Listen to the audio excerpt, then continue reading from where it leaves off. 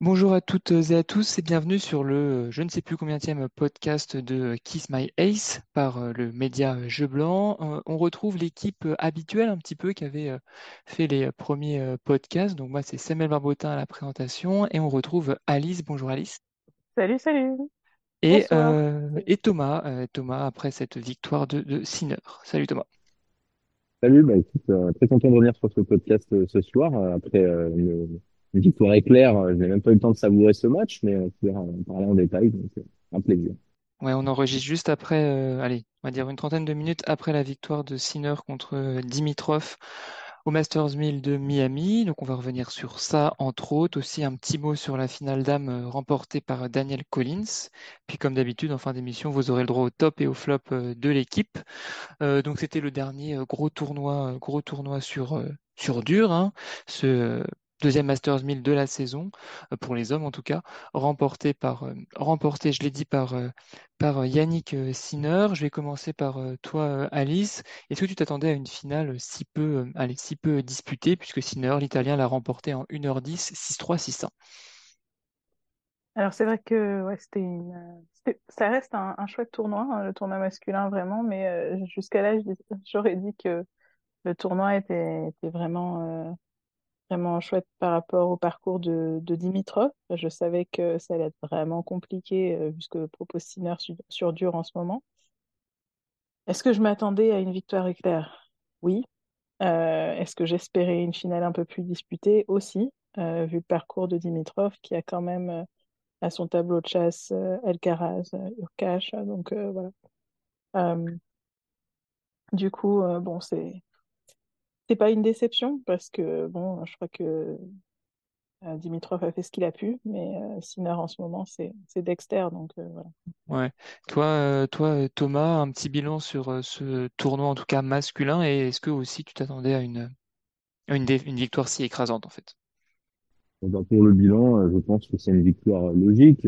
C'est pas qu'on attendait Sinner comme le vainqueur de cette édition, mais en regardant ses antécédents dans le tournoi, il avait déjà fait deux finales, une en 2021, une en 2023. Il avait perdu les deux. Il avait perdu contre Catch en 2021. Il était encore tout jeune, hein, c'était un minot sur le circuit. Bon, il avait paru très petit enfant à ce jour-là. Il jouait beaucoup de pression. En 2023, c'est pareil. Il la perd, il passe un petit peu à côté. Il est pas vraiment dedans. Il le dit lui-même, hein, il disait lui-même qu'il dormait très mal la veille de ses finales, qu'il avait un peu la boule au ventre. Et là, bah, il est arrivé, il a montré qu'il a changé de dimension depuis Pékin 2023. C'est plus le même joueur. Là, sa victoire, comme le disait Alice, c'est pas qu'elle était attendue, mais presque. Et surtout, c'est le sentiment de puissance et de domination qu'il dégage qui me laisse sans voix, parce qu'il a vraiment donné aucune chance à Dimitrov. Par un moment, moi, quand j'ai regardé ce match, je me suis dit, Dimitrov peut aller lui choper un set, quoi. Non, même lui choper un break. À part ce tout début de match où on peut revenir dessus, il y a semblé peut-être avoir un espoir pour Dimitrov.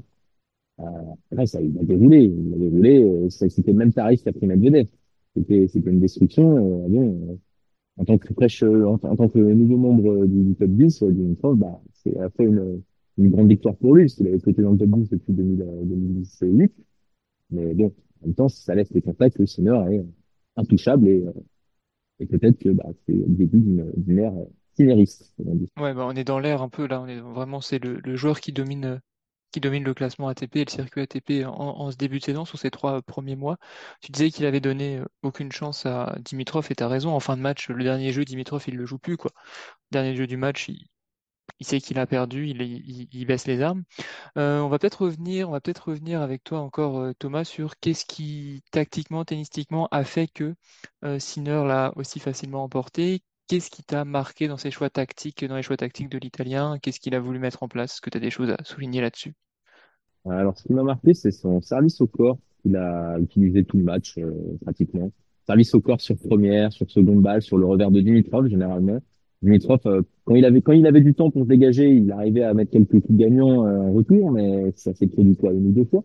Hmm. Sinon, la plupart du temps, il était complètement pris sur le retour. Le service au corps lui faisait trop mal. Il n'arrivait pas à engager les chances. Et la grosse différence aussi, oui, c'est la différence de service. Ils étaient quand même assez proches sur les stats au service. Et pourtant, bah, Sinner a renvoyé, je ne sais combien, un gros pourcentage de Ouais, j'ai les service stats de si prof. tu veux. Ouais, C'est je veux bien.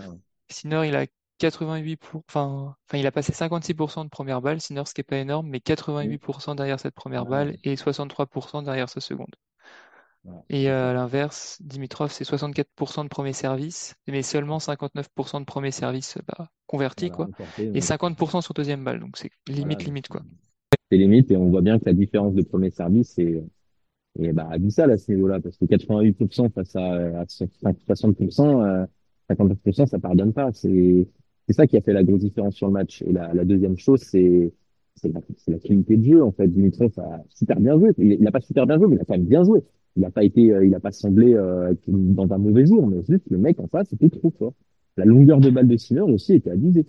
Il Oui, c'est envoyait ce tout le temps. que Vas-y, Ouais, ouais, Alice. enfin, tu mentionnais tout à l'heure au niveau du temps. Moi, ce qui m'a marqué vraiment, c'est que, et pas que contre Dimitrov, mais c'est vraiment la manière dont Sinner prive Dimitrov de temps.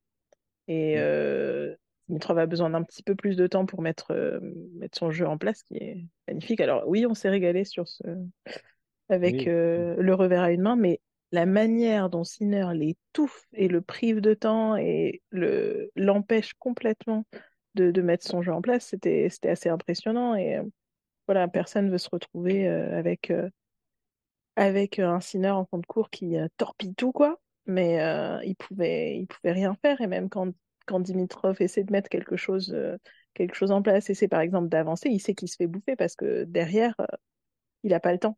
Il n'a pas le temps d'avancer, il n'a pas le temps il n'a pas le temps de reculer derrière. Il sait qu'il va se faire passer. Donc voilà. c'est ça, moi, c'est le troisième point que je voulais aborder là par rapport à ce qu'on a dit, le service et le tennis d'asphyxie qu'a produit Sinner, et aussi sa qualité de déplacement. De l'agilité dont il a fait preuve, il a couru dans tous les sens. Dimitrov a quand même bien joué, il a quand même essayé de le faire beaucoup de variations, on a vu beaucoup de slice court aussi, beaucoup de slice court, il a essayé de monter à la volée, d'ailleurs, il a aussi parfois abusé de ses volées en essayant de monter en chaussettes et s'est fait cueillir par des passings, mais c'est Ouais, aussi 7, Sinner, hein. 7 sur 13 Ouais, 7 sur de 13, points voilà. gagnés au filet, donc il a fait des passings énormes dans le premier set Voilà, surtout. Sinner, c'est ça ça. peut dégoûter ça quand tu... Ouais. Ouais, c'est l'agilité du joueur, ce qui fait que bah, j'ai envie de dire, c'était des déplacements Djokoviciens. Je sais pas si ça peut se dire, mais Si, si. les glissades en extension sur le côté revers, avec des passings comme ça, c'est du pur Djokovic. Donc, non, non, il est dans une autre dimension. Maintenant. Sur le plan tactique, il a été impérial. Et toi, Alice, est-ce que tu vois un joueur sur le circuit qui se déplace mieux que Sinner ou c'est en ce moment le joueur qui, en fait, le meilleur joueur en fond de cours si on reste sur cette ligne de fond de cours du circuit? Est-ce que tu vois quelqu'un qui arrive à ses chevilles? Pas en ce moment. Et Ouais. ce qui me frappe aussi, c'est non seulement cette capacité à se déplacer hyper rapidement, et ça, enfin, en ce moment, encore une fois, personne ne se déplace aussi bien que lui. Mais il y a Sur dur des peut-être. joueurs Peut-être faut sur dur. Oui, préciser oui, sur sur dur. dur. Ouais. Sur dur, pardon, oui. Ouais. Non, on parle En de ce ce moment, moment, sur dur, mais du coup, voilà. après ça finit. On n'est plus sur dur dans une semaine. Mais oui, voilà. Mais voilà, au-delà de la qualité de déplacement, je trouve qu'il y a aussi la lucidité qui va avec. Parce qu'il y a d'autres joueurs qui se déplacent extrêmement rapidement, qui sont athlétiques, qui sont capables voilà, de couvrir le terrain.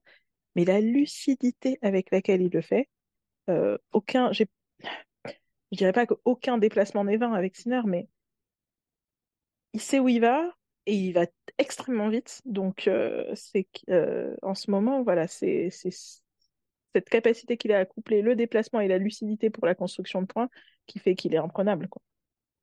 Et ouais. Et c'est aussi un joueur Sinner il y a zéro fioriture dans son jeu. Là où, je sais pas, des Medvedev, tu sais qu'il peut y avoir des fioritures au service, tu sais qu'il peut y avoir des coups de mou en Alcaraz, peut y avoir des fautes directes. En ce moment, Sinner, c'est genre monsieur zéro déchet, quoi. C'est un Bah, tennis assez impressionnant. En fait, c'est une belle sculpture Tout est bien propre, calculé. quoi. Tout est bien réalisé. C'est assez fou ce qui fait en ce moment. Tu voulais rajouter quelque chose, Thomas? ah oui, moi, je voulais dire que oui, que tout est, comme tu disais, Alice, tout est calculé, tout est optimisé, je dirais, en fait, dans son déplacement. Mais au-delà de ça, même quand il paraît inquiété, on peut penser par exemple au premier tour du tournoi contre Grexpoor, il est mené un set et 3-3 dans le second. Donc on peut se dire que là, ça peut basculer. Il vient de perdre contre Alcaraz. En demi-finale du Indian Wells, il peut peut-être là lâcher un peu de prise et se dire bon bah voilà, j'ai fait un très bon début de saison, je passe à d'autres. Mais non, il reste dans le match, il est super concentré, il ne paraît jamais inquiété. même mener un set et 3-3, on se dit pas, oh, bah, tiens, Sinner, il va perdre. Non, on se dit juste, bah, il va remonter, en fait. Il Mm. va remonter et c'est ce C'est, sentiment-là, là, qui prédomine. et il disait en début de tournoi, voilà, c'est vrai que euh, j'avais un peu plus de doutes, c'était un petit peu plus difficile et tout ça, mais on sent quand même que là aussi, sur le plan mental, il a extrêmement, enfin, il a énormément progressé.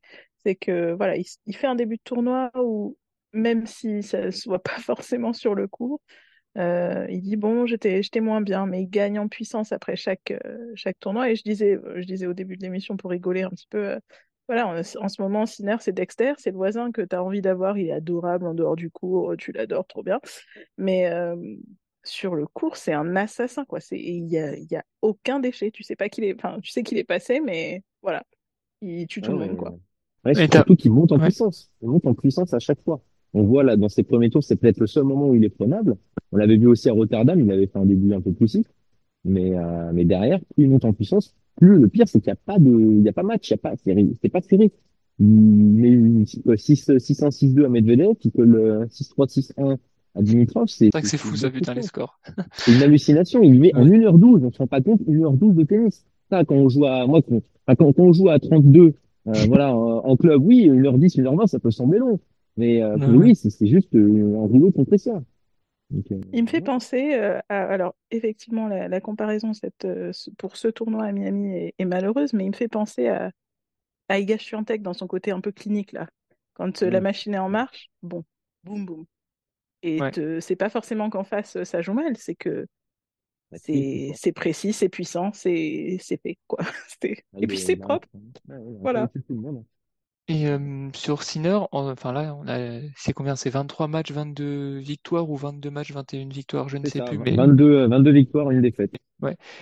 Donc c'est le meilleur joueur en ce moment largement du circuit ATP. La question que je me pose, c'est à la fois le futur sur la terre battue, qu'est-ce que vous attendez? Et deuxième question, est-ce que pour vous, il est en surchauffe?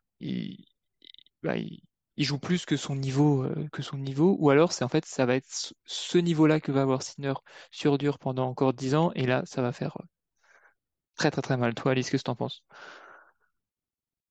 Je disais en début d'émission quand on en parlait, voilà, moi ce qui me fait un petit peu peur, c'est la blessure. En même temps, je le vois pas en surchauffe. Moi, j'ai un peu peur pour la concurrence, que ce soit un palier, quoi.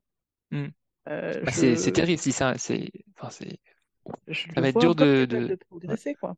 Alors peut-être pas sur dur, parce que bon, là, ce qu'on voit, c'est vraiment impressionnant, mais en même temps, je me dis qu'il a une marge de progression, euh, peut-être sur dur. Je pense qu'il peut être encore meilleur. Après, est-ce que derrière la concurrence va aussi euh, progresser? Ça, c'est la question. On commence à lui poser un peu plus de problèmes parce que plus il joue, bah, plus ça donne aussi de clés à ses adversaires pour voir, ok, comment est-ce qu'on peut essayer de le contrer. Mais euh, bon, moi, je pense que c'est un palier, hein, parce que effectivement, sur dur, il a peut-être atteint son pic, mais sur les autres surfaces, il a de la progression. Donc, c'est vraiment attention, danger, quoi. Et Enfin, tu le vois faire quoi sur, si tu dois lui donner un objectif pour cette saison sur terre battue, c'est quoi? c'est marrant comme question parce que du coup, n'importe quel autre joueur qui commence sa saison comme ça, c'est dur de continuer à se projeter. On se dit, bon, bah voilà, il faudrait faire encore mieux que gagner un grand chelem, encore mieux que gagner un Master 1000, ok, bon, encore mieux que 22 victoires et une défaite. C'est un peu difficile. Sur terre battue, je me dis qu'il peut peut-être y aller hyper, pas à la cool, ça c'est pas du Ouais. tout dans son esprit, mais euh, là on est en mars, mais c'est que du bonus en fait. Là, ce Ouais, qui va en fait, lui il a déjà arriver réussi sur sa le reste des saison, hein. temps. Il a déjà réussi sa saison, donc c'est que du bonus, voire j'ai pas envie de lui donner d'objectif, j'ai juste envie de voir ce qu'il sera capable de faire. Ok, je vais donner des petites stats avant de te donner la main. Thomas, c'est du coup, sur terre battue, c'est un quart de finale à Roland-Garros en 2020 pour Sinner, un huitième en 2021 et en 2022, Oh et une là là. élimination au deuxième tour en 2023. Et si je dis pas de bêtises, il a pas encore gagné de tournoi sur terre. Si, il a gagné, pardon, ah oui, à Umag, contre Carlos Alcaraz en 2022, un ATP 250.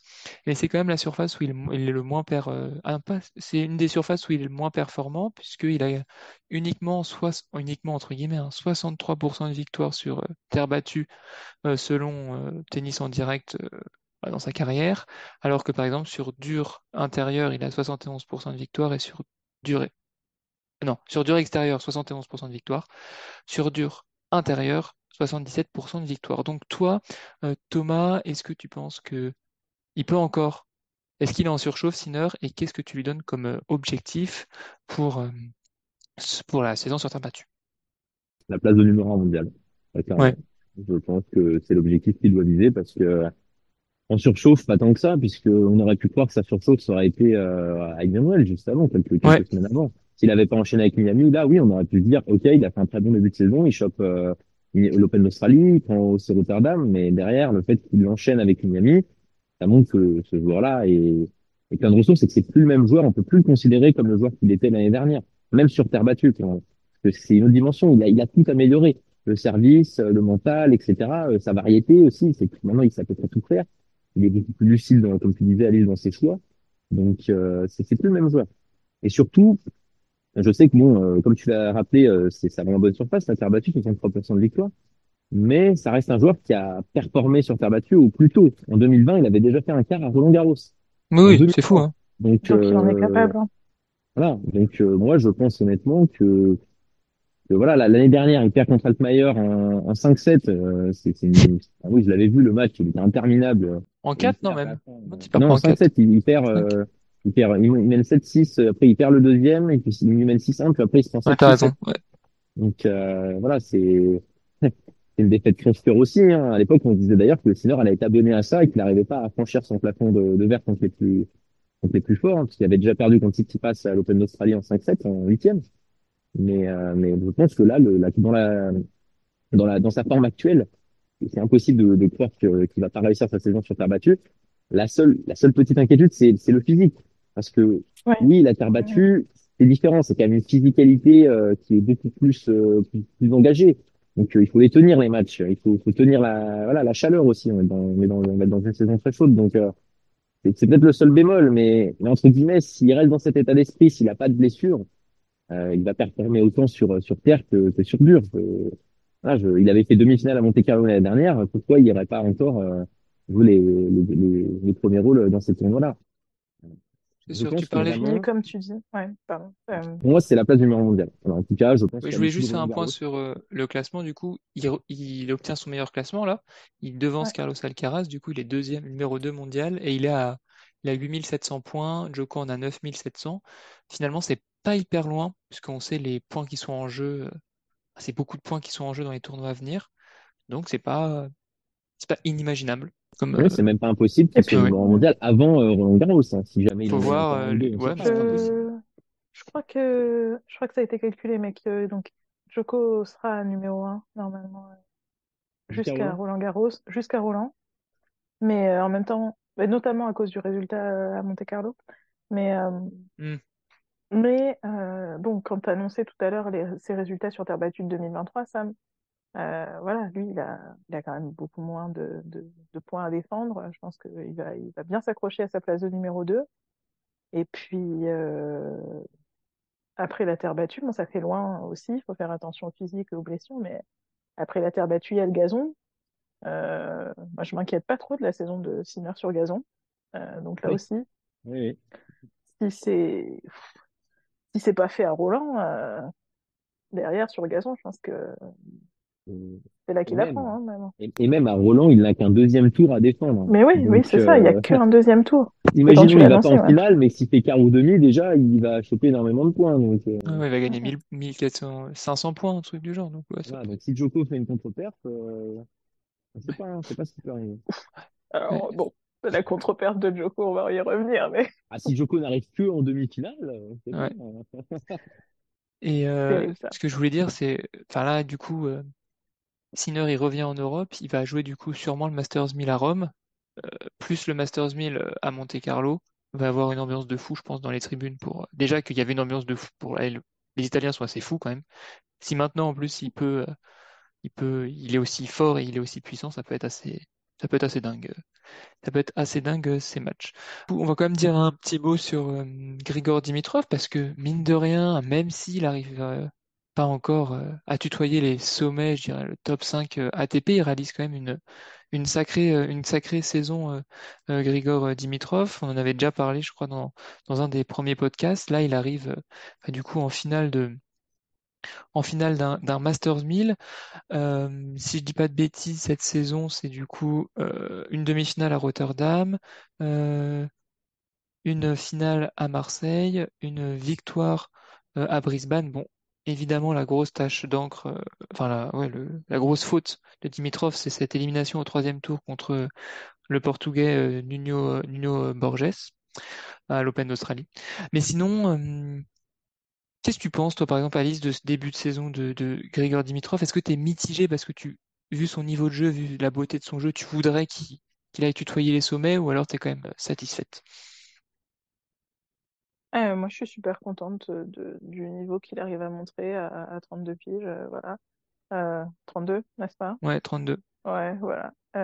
J'ai vraiment beaucoup de plaisir à le voir sur le court parce que, bon, pas forcément là aujourd'hui, il était un petit peu dépité, mais en même temps, voilà, il est tombé contre plus fort que lui. Et je trouve que, comme tu mentionnais, l'Open d'Australie, voilà, en fin de saison dernière, je sais que ça paraît loin, mais il avait quand même fini sur une bonne Oui, note sa fin de saison 2023. Et on se demandait un petit peu, bon, bah, est-ce qu'il va continuer ou est-ce que c'était un peu une étoile filante, la dernière petite étoile filante de sa carrière. Là, de le voir à ce niveau, ça confirme qu'il est encore là, qu'il s'accroche bien. Donc pour moi, ouais, c'est presque un top. Je pense qu'il a encore de très belles choses à montrer. Et ce qui est vraiment agréable à voir aussi, c'est que lui aussi commence à croire que c'est encore possible, qu'il peut encore voilà, tutoyer le haut niveau. Alors,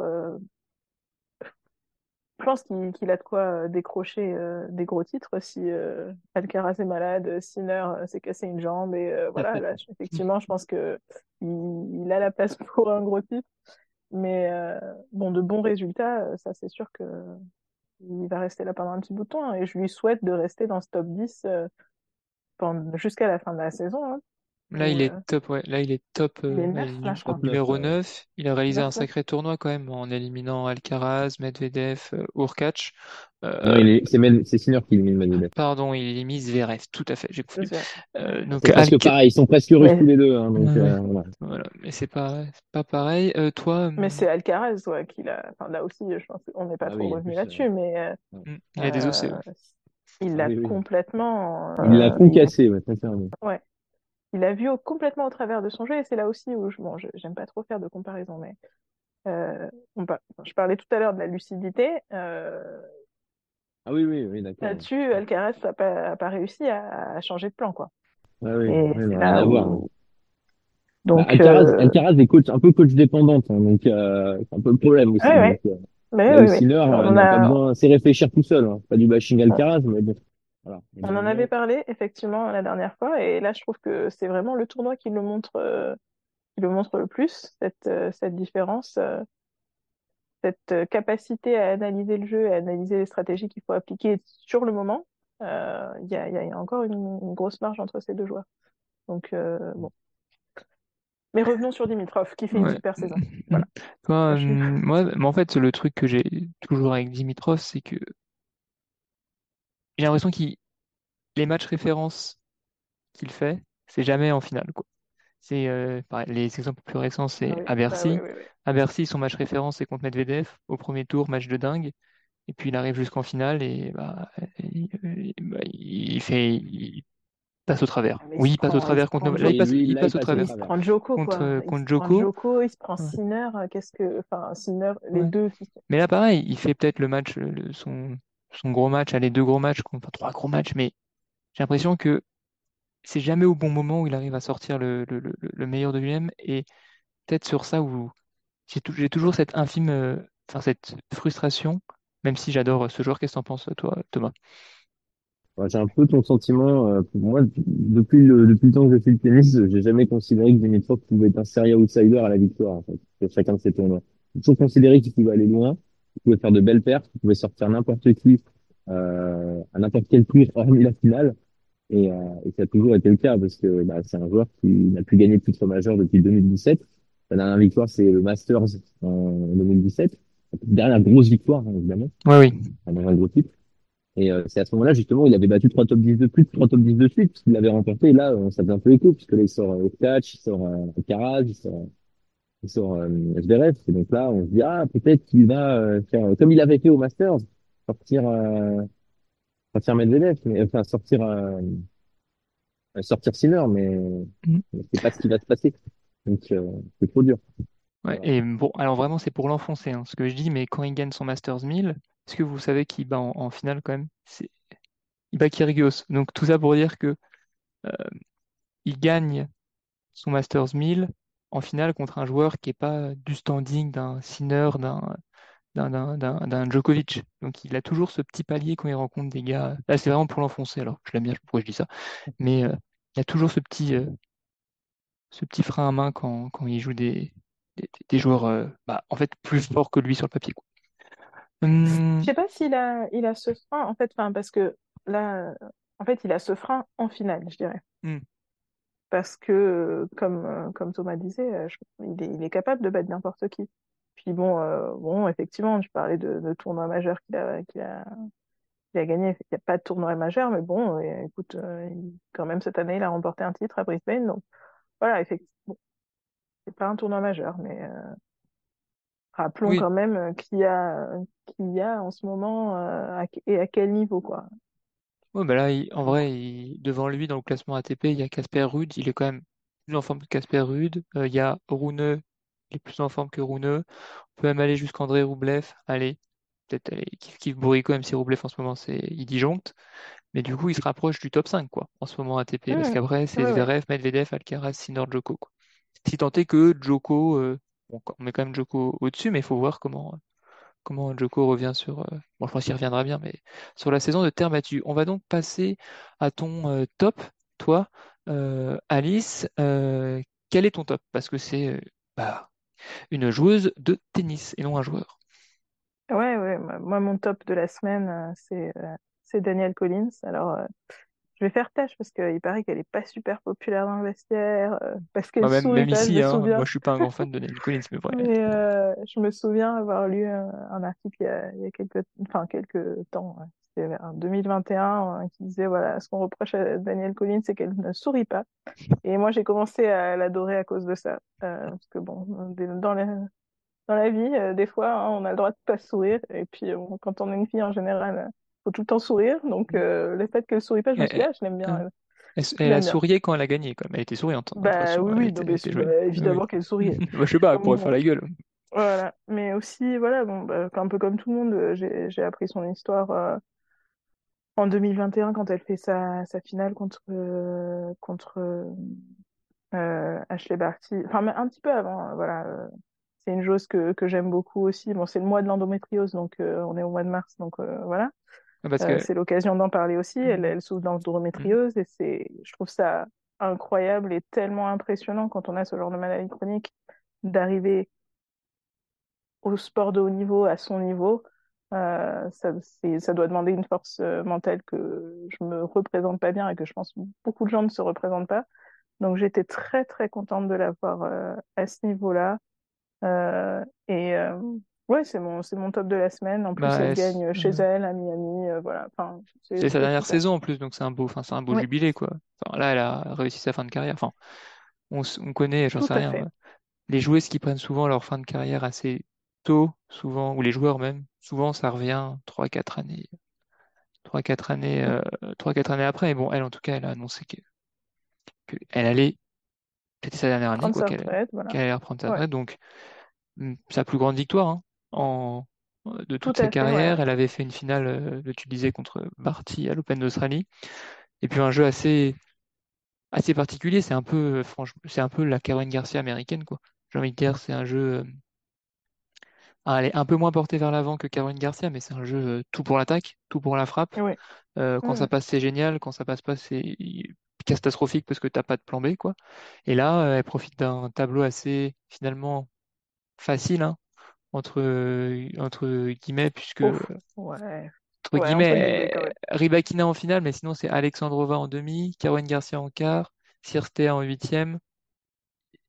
Allez, elle commence avec Ouais. c'est- elle a qu'une top 10 et c'est contre Rybakina. C'est plutôt un tableau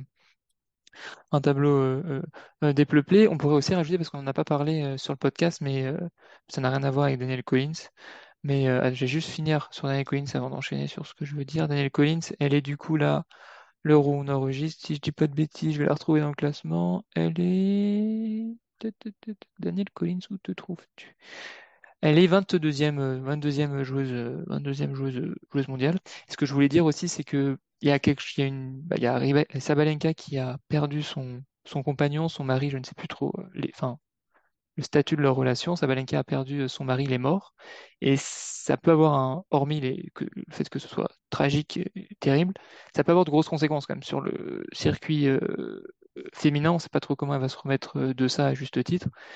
Et ça peut être assez terrible, quoi, pour Après, Aryna Alors, elle a Sabalenka. annoncé, elle a dit que c'était son oui, ex-compagnon, mais bon, Ouais. effectivement, oui, ça c'est ça. reste Ouais. quand même Ah, pardon. quelqu'un Ouais, ok. d'extrêmement important dans sa vie, voilà. Mais oui, je suis pas revenue dessus aussi parce que, bon, ouais, je respecte aussi le fait que cette joueuse ait dit qu'elle- voilà, qu'il fallait la laisser tranquille Ah, là-dessus. Mais pardon. Je effectivement, sais pas. Ouais. sur le plan tennistique, enfin, c'est vrai que ça va avoir des conséquences, ça, c'est évident. Ouais. Moi, pour continuer sur mon top, je vais aussi parler d'une joueuse du circuit WTA. Et comme cette année, on est quand même plutôt, allez, depuis l'année dernière, plutôt sévère euh, bah, sur Caroline Garcia, on peut quand même là féliciter son parcours, puisqu'elle renoue avec allez, des séries de victoires, ce qui n'était pas arrivé depuis longtemps cette saison. Là, elle arrive jusqu'en Mhm, quart de finale où elle perd contre Daniel Collins, où elle n'a pas vu le jour, hein. Quand même, contre Daniel Collins, ça a été mhm. très dur d'installer son jeu. Daniel Collins prenait très vite l'échange en main. Là, elle bat quand même Osaka. Bon, elle a l'habitude de jouer contre Osaka cette année. Ça fait là, je sais pas combien de fois qu'elle se rencontre, je sais pas Pour la pourquoi. troisième fois, non, c'est deuxième. Troisième, ouais, troisième, hein, je crois. Troisième, je Troisième pense. fois, ouais, troisième fois, je crois qu'elle se rencontre. Deux victoires, Euh, une défaite pour Garcia, hein, donc ouais, c'est c'est pas mal. positif. Et Osaka qui fait un bon retour aussi à la compétition, c'est assez sérieux. Et Ouais. elle sera au WTA de Rouen, si je dis pas de bêtises. Elle a eu une Oui, wildcard, je crois, oui, oui, je crois que que j'ai tu as vu ça raison. passer. Donc c'est plutôt, si des gens habitent pas loin Ah de bah, Rouen, c'est quand tous, même, ouais, tous à voilà, Rouen, là. tout ça, Rouen, c'est Franchement, quand même, c'est Tout quand ça, même moi. sacré. Ok. Et elle va quand même Coco Gauff en oui. 3-7. Alors j'ai vu le match, c'était vraiment un match bizarre. C'est Caroline Garcia qui joue le feu dans la première manche. Je me dis, bon, bah, entre les deux sets, je me dis, je vais me doucher. Je reviens après ma douche, 5-0 pour Coco Gauff dans le deuxième set. Je me dis, ah d'accord, sympa le match. Et après, elle arrive quand même à, à maîtriser Coco Gauff. Elle a bien servi, elle a bien été agressive, Caroline Garcia. Bon match référence quand même pour Caroline Garcia qui du coup perd en quart de finale, mais qui remonte à la 23e place, mondiale. Euh, de bon augure pour Garcia si elle peut se rapprocher, aller du top 10 avant Roland et être en confiance pour les jeux, c'est quand même de bon augure. Toi, Thomas, c'est quoi ton, ton top? Alors pour cette semaine, j'ai pas spécialement de top particulier. C'est plus la rencontre en finale entre Sinner et Dimitrov, parce que bah, ce sont deux joueurs qui ont des trajectoires un peu différentes. Sinner, ça fait quand même quelques temps qu'on voit qu'il est quasiment injouable. Dimitrov, on a vu des belles choses, mais dans tous les cas, ça fait plaisir de retrouver ces deux joueurs au stade de la finale, entre guillemets, parce que bah, c'est des joueurs que j'apprécie beaucoup et ça me fait plaisir de les voir là. C'est de bonne augure pour la suite. Après, un autre top, c'est que bah, Auger Aliassime a passé un tour. Voilà, dans le tournoi. Donc, c'est aussi on peut considérer ça comme une victoire. Je pense que beaucoup de gens, là, si vous écoutez ce podcast, vous avez oublié Félix Auger-Aliassime, hein, parce que bon, bah, depuis un an, c'est la À Bérésina, 36e maintenant. mondial, hein. J'avais oublié ça, parce qu'il a Gentil. fait. Ouais, mais bon, voilà, on a même Ah, oublié c'est une longue, Et je longue pensais qu'il était descente plus aux loin, mais enfers. il a eu un bon résultat cette année, non? Il a pas fait une finale, je sais plus où là. je ne sais pas, je t'avoue que je le suis de près comme de loin. Donc, c'est un petit peu le paradoxe, mais Bon, il perd contre Zverev au deuxième tour, donc c'est logique, mais bon, on va dire que il est loin le sixième joueur mondial qu'il a été. Donc, Non, Est-ce qu'on s'inquiète? Est-ce qu'on s'inquiète? oui, moi je m'inquiète, hein. oh bah oui, moi ça me fait penser un peu qu'il y a une trajectoire à la Chapovalov. Voilà, en plus les deux sont canadiens, donc ça tombe bien. C'est un Et Canadien après d'ailleurs, l'autre. Donc, d'ailleurs, Vas-y. Chapovalov, moi, c'est mon petit, je suis assez contente de le, pardon, je reprends, mais Chapovalov, j'étais assez contente de le voir retrouver le circuit. Bon, effectivement, il revient de blessure, voilà, mais ça reprend. Je suis assez contente de Bah, sa de toute petite façon, reprise. chapeau. Moi, je pense qu'il va faire comme d'habitude un gros tournoi cette saison. Genre, il va aller en demi d'un Masters 1000, en quart d'un Grand j'y crois Chelem. pas. On va J'y faire crois pas. waouh! Est-ce qu'il peut aller plus loin? Et puis, voilà. J'y crois pas. Pour moi, c'est pas assez un bosseur, c'est pas assez. Ouais, On mais sent sur qu'il un s'en petit fout un tournoi peu. là, Vous êtes dur. Le Oh là tournoi, là là là. je pense qu'il s'en fout. Franchement, je pense qu'il s'en fout, il a plus la tête au tennis, Chapovalov. Il est tu content d'être penses? dans le top 20, top 30 mondial, il se fait son petit fric, il est multimillionnaire, c'est très bien, mais je pense que c'est pas les résultats qui l'intéressent, ce n'est plus les résultats. Il s'est rendu compte qu'il fallait un travail colossal pour atteindre, côtoyer les sommets. Il a percé une fois dans le top 10. Derrière, il a eu des petites blessures, il a eu une perte de motivation, et voilà, c'est fini. J'ai l'impression Moi, que, alors, je pense quand même qu'il y a un regain de motivation. ouais, on verra. Mais on va voir. Bon, mais Ah, il a que 24 ans. Ouais, j'ai l'impression que ça fait des années qu'il est sur le bah circuit. oui, Il c'est est pour jeune quand ça. même, Moi, c'est vrai, il est jeune, il est ouais, je le jeune, il est trouve jeune. assez jeune. Je me dis qu'il a le temps quand même, hein, il a le temps de faire une Dimitrov. C'est vrai. Voilà. Temps de faire une Le Oui, Dimitrov. revers, avec mais un par contre, magnifique revers, c'est bon, quoi. oui, mais Chapovalov et Dimitrov ont quand même des carrières incomparables à ce stade-là, hein. Chapovalov, c'est Oui, oui, oui, oui. Non, non, mais Chapovalov. c'était. Non, mais rappelons-le, la stat est terrifiante. Je pense que vous l'avez pas. Chapovalov, il a un titre en carrière, un Il a ATP 24 ans. 250. Ouais, à Oui, 24 ans. il y a Bah, regarde le 24 ans. palmarès de Dimitrov à 24 ans. Ah, j'ai pas le temps, Thomas. tu me poses une Oh, colle, mais il faut que je fasse des calculs. je sens que j'ai piqué Thomas au vif, là. Je faisais juste une petite blague. Je me Non, fais mais mais renvoyer, quoi. non, mais pour moi, Chapovalov, c'était un excellent teenager. C'était un top teenager. Entre 17 et 20 ans, il était exceptionnel. Il bat Nadal quand même, on se rappelle, dans un tournoi, je sais même plus à quel tournoi, mais il bat Nadal quand Il, même, je crois que sur terre battue en plus. Oui, Donc, le bar, 17 ans. mais c'était le Voilà. début de. Oui, mais alors, c'était quand Nadal avait son petit souci de pied, son tout petit souci de Oui, pied. peut-être, mais bon, il le bat quand même. Ouais, ouais. Nadal a quand même remporté Roland Garros sur un pied, hein. Plusieurs Il a quand même même, fait demi-finale de quelques-uns. Wimbledon. Demi-finale de Wimbledon. Il est quand même juste là. Il a battu Fritz en 5-7 alors que vraiment il était à l'article de la mort sur le cuir. Donc, Hmm. à ce stade-là, j'ai envie de Hmm. dire que tout est relatif. Voilà.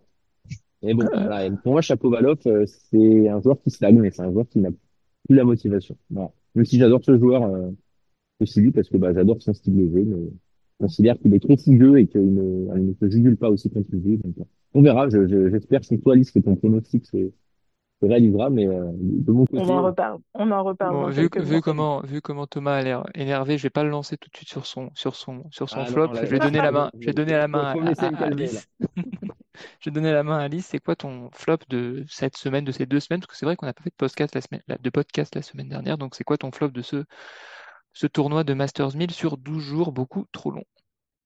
Alors, ouais, pour apaiser Thomas, effectivement, moi aussi, mon flop, c'est. Pardon. Je... Moi aussi, mon flop, c'est un petit peu Félix, mais bon, on va pas revenir là-dessus.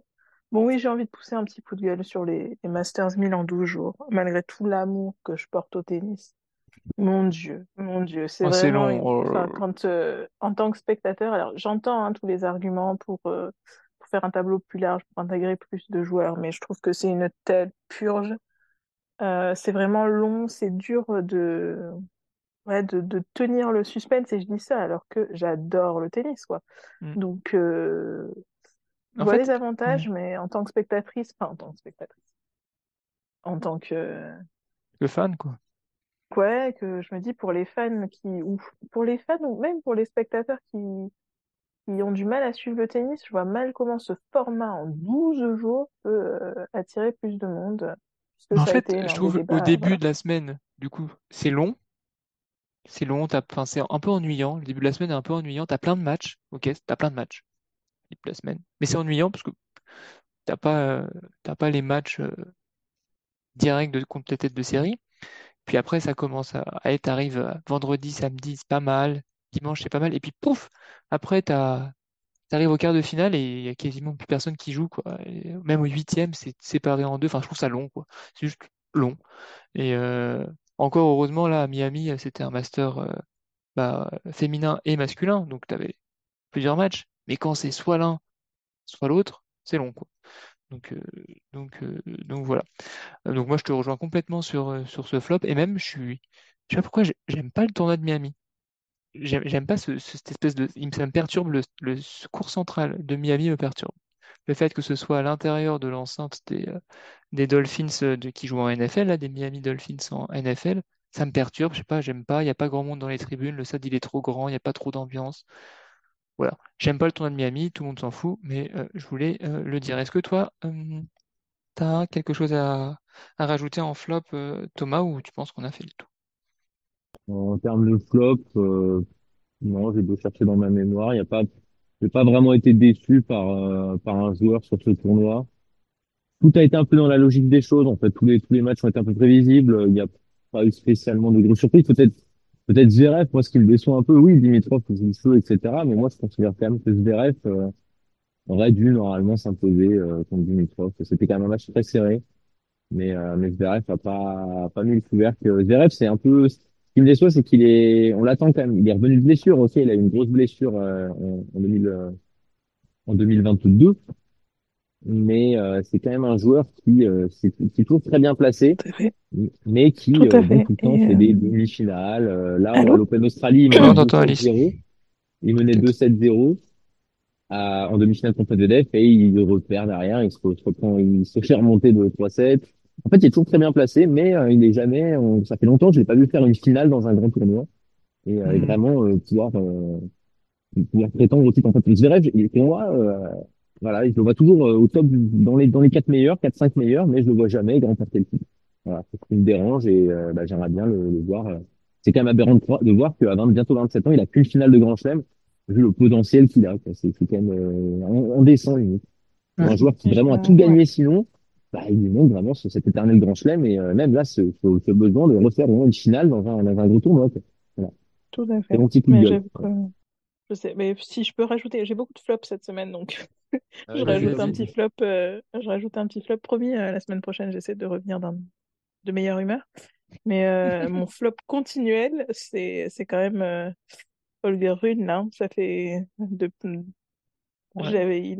il avait juste échappé à mon flop la semaine dernière, mais là, j'attends quand même. Bon, je sais que Monte-Carlo arrive, donc voilà. Il y aura quand même beaucoup de points à défendre.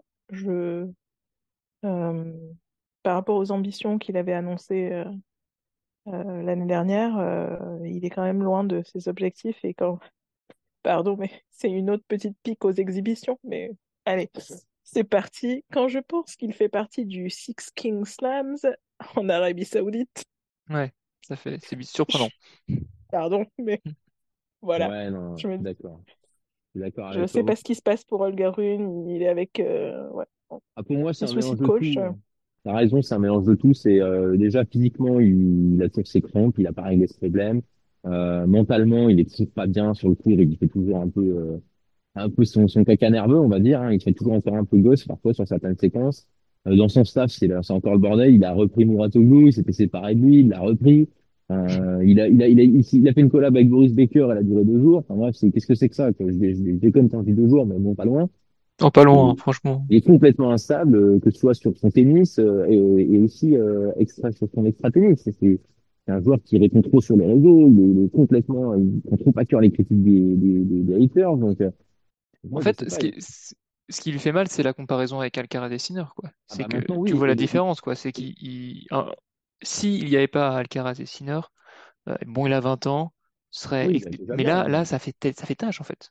Bah, surtout que, c'est triste à dire, mais début 2023, on voyait Rune devant Sinner. Parce qu'il avait Mhm. gagné le Masters 1000 de Paris-Bercy et Sinner n'était pas encore le joueur qu'il était devenu. Oui. Mhm. On Tout à voyait fait. devant Sinner. Mais du Et coup, bah, on peut se ça dire d'un aussi, dans an. un an, peut-être que Rune sera devant. Tu sais, Bah, ça va peut-être, vite, hein. Tout va mais vite, pour la mais pour l'instant, non, hein. progression, là, actuellement, ça semble quand même inenvisageable. Pour Oui, moi, oui, ah oui, oui. il faudrait vraiment qu'il y ait un déclic, un choc. Oui, il peut peut-être faire une grosse run dans un tournoi, mais s'imposer durablement derrière parmi les 4 meilleurs, pour le moment, il est top 10, mais là, il va peut-être en sortir. Parce qu'il a quand même une finale à défendre à Monte-Carlo d'ici quelques jours. Et est-ce qu'on le voit aller en finale là? Bah non, pas du tout. Moi, pour moi, il a stagné et il a stagné, il a même régressé aussi. Mais voilà, pour moi, c'est Rune, oui, c'est un gros flop et c'est un peu décevant de voir que bah, depuis le Masters 1000 de Paris-Bercy en 2022 où il avait vraiment fait la révélation, hein, battre Djokovic en finale à ce moment-là, qui était encore intouchable, c'était du lunaire.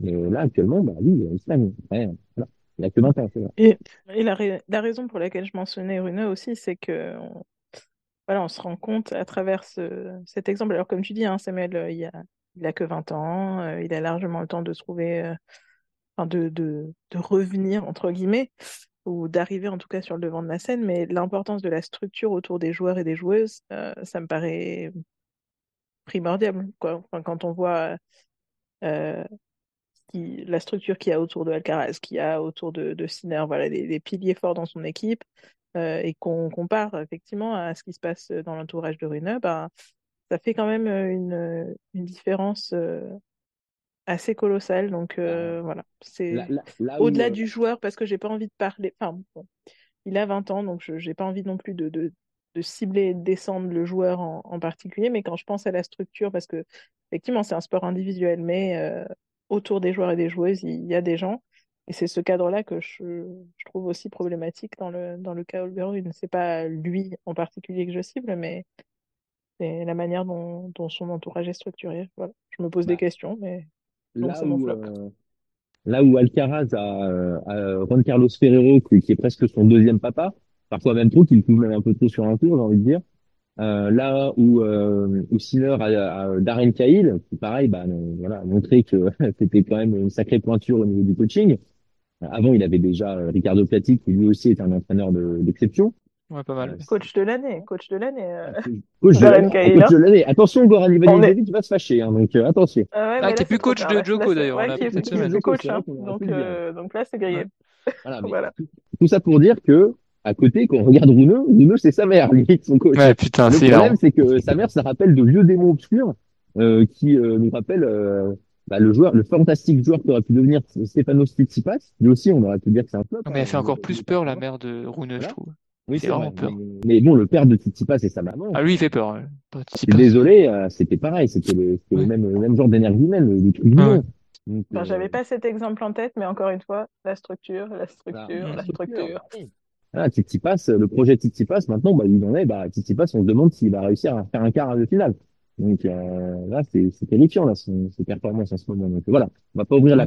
la parenthèse Tsitsipas, mais c'est Non. juste pour dire que Ouais, oui, ouais. il y a un problème de structure. Voilà. Ouais. Et oui, oui.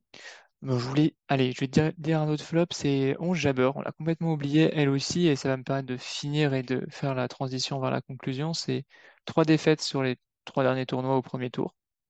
Et là, elle va. Donc, elle n'a pas de points à défendre. À chaque année, de toute façon, 11 Jabber, elle ne performe pas dans le premier quart de l'année.